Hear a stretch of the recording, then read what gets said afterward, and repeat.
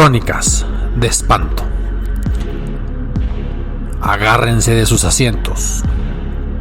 Sujétense de sus creencias. Aférrense a sus certezas. Ha llegado la hora del terror. Comenzamos.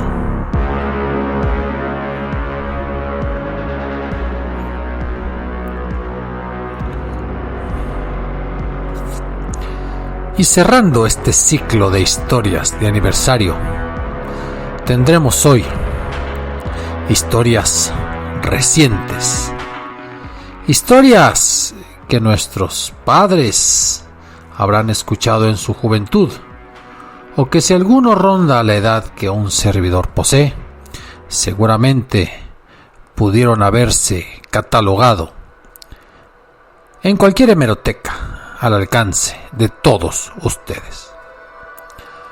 Y es que sabemos que las carreteras de México son efectivamente también lugares donde pueden ocurrir incidentes extraños, tragedias inusuales, circunstancias desafortunadas. Y todo eso, pues sencillamente porque es peligroso andar por las carreteras de nuestro país. Si bien en la actualidad vamos a referirnos a aquellas zonas que están controladas por el crimen local o por los cárteles de la droga, el crimen organizado y medio organizado. También es cierto que los accidentes se dan por descuido, y a veces quien paga no es el que merecía haber sufrido la consecuencia más grave. Y es que aquí me voy a remitir a la historia de tres amigas, Nancy, Paulina y Diana, estudiantes en una universidad de Morelia. Y ellas, pues, disfrutando de la vida, disfrutando de la juventud, la cual se bebían a manos llenas, aprovechaban prácticamente a la salida de clases, como se acostumbra a decir, pues para agarrar pata, para agarrar coche, como diríamos ahora, y en todo caso, disfrutar de las bellas playas que tienen los estados de Michoacán y Guerrero. Si bien el trayecto de Morelia a Ixtapa, o incluso de Morelia a Playa Azul y otras playas michoacanas, ahora se antoja cuestión de unas cuantas horas, recordemos que a finales de los años 90 era un trayecto un tanto más largo, más complicado. Pero eso no importaba para aquellas mujeres llenas de vida y llenas de esperanza. Y de aquí que habían planeado salir a la última hora de clases, ya al mediodía, empezando la tarde de la universidad, dejar las maletas en el coche, acompañarse de algún buen amigo chofer. ¿Por qué no? Llenemos el carro. Total, la Caribe roja que habían conseguido daba para 5, bien apretaditos. Y así fue. Resulta que Nancy invitó a su hermano Rigoberto. Paulina era la otra amiga. Ella iba sola, pero encontraría la aventura y quizás el amor en las playas de Zihuatanejo. Y la tercera amiga, Diana, también optó por invitar a su primo Salvador, el cual precisamente sería el chofer del automóvil. Y nos vemos así un viernes que amenazaba lluvia. Irregular. ¿Saben ustedes el trayecto que había de Morelia a Iztapas y Zihuatanejo? Pues es como un libro de ecología. Atraviesas montañas, atraviesas bosques tupidísimos, vas bajando a tierra caliente, se pone la vegetación un tanto caducifolia, el calor empieza a apretar y ya cercanos a la costa la brisa marina acompaña en un ambiente selvático a aquellos que han resistido el paso de las horas en un trayecto que se antoja un tanto desgastante.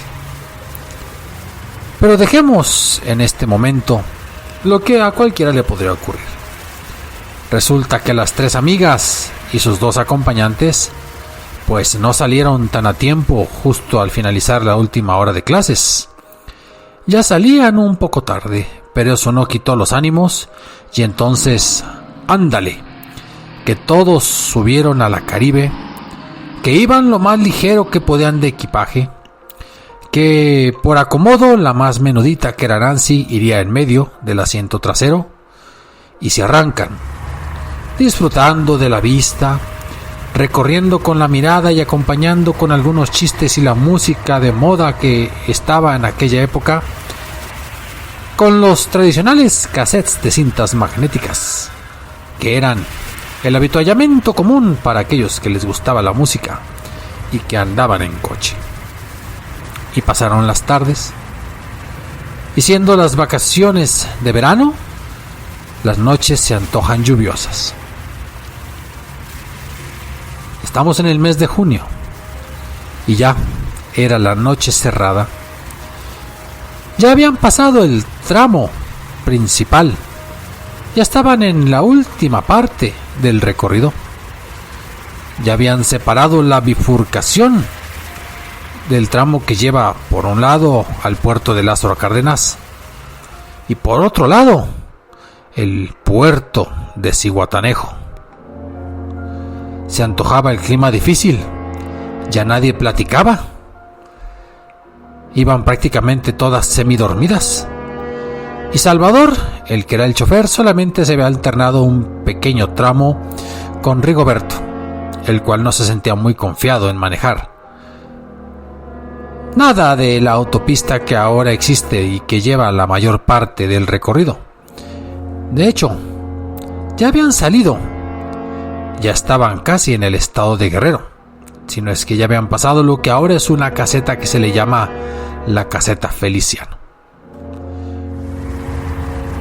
No se daban cuenta del peligro que cernía por encima de sus cabezas, y Salvador, con el ojo medio abierto, medio cerrado, se esforzaba, ya después de la medianoche, en lograr la proeza, en dormir en los bungalows que habían separado en aquella época, que no existía Airbnb.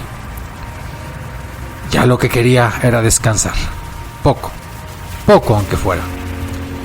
Y el ruido de la tormenta y el adormecimiento producto de una música que él no había escogido, y los ronquidos de Rigoberto, y la respiración pausada, tranquila, tanto de Nancy, la más menudita, la que Salvador alcanzaba a mirar en el espejo retrovisor.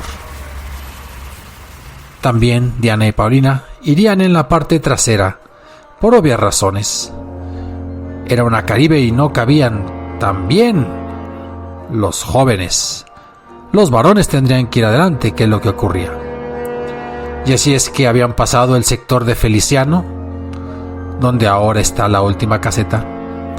Ya iban en las curvas propias de la carretera paralela, digamos, a la costa.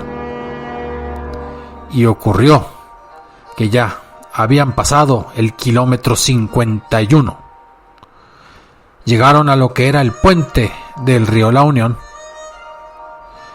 Ya sentía los ojos a punto de ser dominados por el peso de los párpados el pobre Salvador. Y no contaba con que en dirección opuesta un tráiler traía a un chofer en las mismas circunstancias, en condiciones de adormecimiento también notables. Y entonces resulta que el tráiler apenas iba acercándose al puente del río La Unión.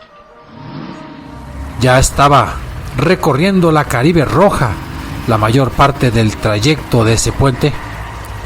Ya estaba a punto de salir,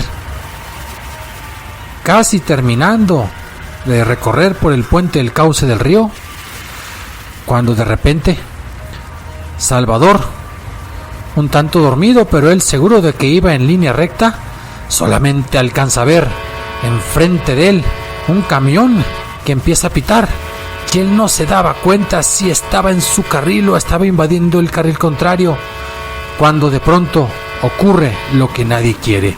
Da el volantazo, pero en el mal sentido, no hay espacio de acotamiento y chocan de frente prácticamente lo que es el tráiler con el amigo durmiendo y lo que era la Caribe con las 3 jovencitas y los 2 amigos. Y empiezan a desbarrancarse todos ellos. Cada quien le toca una parte. El tráiler soportó la mejor parte, se quedó encima del puente, pero efectivamente casi la Caribe salió botada, dando vueltas y cayendo prácticamente hasta la parte baja del puente, a un lado del río La Unión, que ya tenía su buena cantidad de agua. Y lo único que habíamos escuchado en ese momento era la lluvia que seguía y algunos quejidos de las mujeres que estaban ahí. Visiblemente malherido se encontraba Salvador. Poco a poco, por ahí, los lugareños que tenían casa cercana al puente, y de hecho hay una pequeña comunidad unos 50 metros adelante, se dieron cuenta por el estrépito de que efectivamente algo malo había ocurrido. Se fueron acercando. Algunos desde el teléfono local llamaron a la Cruz Roja. Era obvio que los celulares en ese momento eran apenas un lujo para unos cuantos ciudadanos. Tardó la patrulla en llegar. Se interrumpió el tráfico. Muchos coches pedían, clamaban, pitaban para que los dejaran cruzar, porque era temporada prácticamente vacacional. Pero el pavor se había apoderado de todos los que estaban ahí, cercanos al choque terrible entre el camión Dina y la Caribe Roja. Las vidas de 6 personas estaban en juego. Bajaron pues los paramédicos. La gente se apoyó para darle vueltas a la Caribe. Pero en la Caribe no estaban todos. Algunos habían salido disparados, sobre todo las chicas de atrás. Sobre todo la pobre Paulina, que prácticamente por estar en la parte media del asiento trasero fue la que había llevado la peor parte. Entre los quejidos de Rigoberto, entre los lamentos de Salvador, entre el dolor insoportable que tenía en sus huesos y en las heridas, tanto Paulina como Diana, algunos se fueron dando cuenta de un escenario macabro, terrible y espeluznante. Encontraban el cuerpo de Nancy en una posición.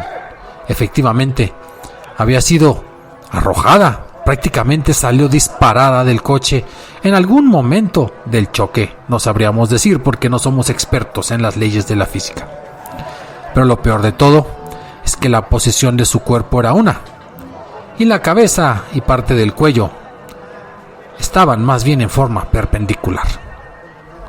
Algo había ocurrido, motivo del choque, motivo de los vidrios quizás, o de alguno de los fierros de las burreras del tráiler, que a la pobre Paulina prácticamente murió en el instante. Pero Nancy la niña de la cual estamos hablando ahorita, la historia más trágica, suponemos que también murió en el momento, porque prácticamente fue decapitada en este incidente. Y ahí tenemos a Diana, que sobrevivió, llorando profusamente durante días y semanas la destrucción de su palomilla de amigas.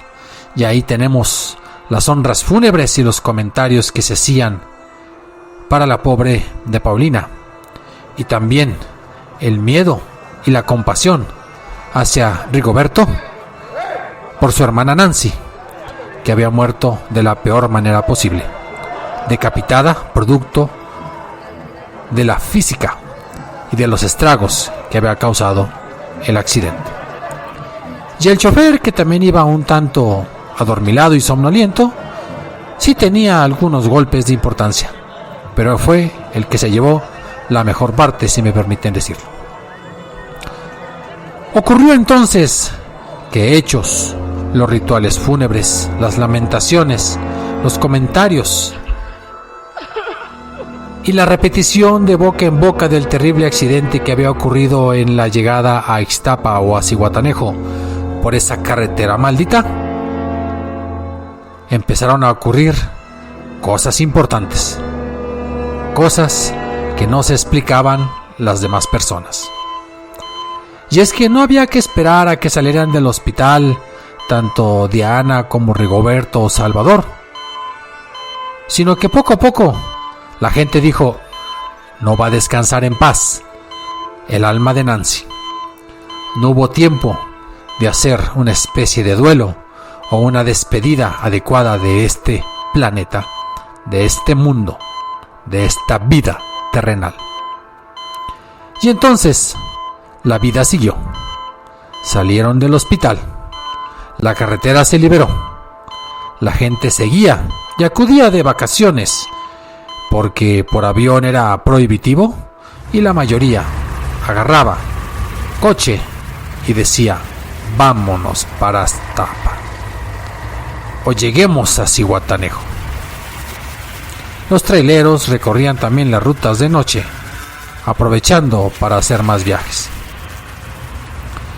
Pero empezaron a ocurrir cosas un tanto siniestras. Algunos de ellos afirmaban que justo al cruzar el kilómetro 51, una especie de fuerza se apoderaba del camión. Una energía que no detectaban empujaba hacia el lado del río, hacia dirección de salirse del puente a los trailers. Y los choferes tenían que hacer acopio de toda su fuerza para mantener la dirección del tráiler derecha. Y eso dicen que ocurría, lo cuentan algunos choferes. Pero personas que también iban en sus coches cuentan que también a la orilla del puente, precisamente en el kilómetro 51 de esa ruta del río La Unión, del puente maldito, en ocasiones de tormenta y pasada la medianoche, encontraban a la pobre de Nancy, donde no pedía un aventón, donde simplemente estaba su silueta blanca, como un fantasma levitando, y que eso provocaba la distracción de algunos de los choferes y provocaba, eso sí, más de un choque, más de un accidente, al punto de que empezaron a instalarse 2 y 3 talleres mecánicos pasando el puente en el pueblito que estaba más adelante. Y uno que otro chofer de tráiler, creyentes de este tipo de historias y seguidores de la creencia, válgame la redundancia, de que el alma no descansa hasta que encuentra una especie de desahogo, afirman que cuando van con su tráiler y cuando pasan a la altura del puente, se han topado con la silueta, y aunque logran dominar la dirección del tráiler para seguir derecho como debe de ser, simplemente a veces voltean, y en el lado del copiloto se encuentran a Nancy, quien los acompaña. Pero no está Nancy completa, le falta la cabeza, y por en medio de ese cuello sanguinolento se pueden escuchar los llantos, se pueden escuchar esa conjunción de dolor, de tristeza, de vida frustrada. Y por eso se cuenta en los alrededores de Ixtapa, en los alrededores de Lázaro Cárdenas, en toda esa región, que, por favor, solo de ser estrictamente necesario, circulen ustedes por el río La Unión en la madrugada de las noches lluviosas, porque el alma de Nancy no descansa. porque está ahí. Y quizás no le desea un mal a nadie, pero a nadie le gusta que le quiten la cabeza de su cuerpo. Y a nadie le gusta que le interrumpan su vida, sus sueños, sus proyectos. Esto fue Crónicas de Espanto. Ya saben, escriban, apunten, opinen, asientan, disientan, recomienden qué leyendas les contamos, qué relatos terroríficos les narramos. crónicasdeespanto0@gmail.com. Y me encuentran también en Facebook, en Patreon, en YouTube, en cualquier aplicación de podcast, en la de su preferencia. Que tengan una semana magnífica y terrorífica a la vez. Ustedes me entienden.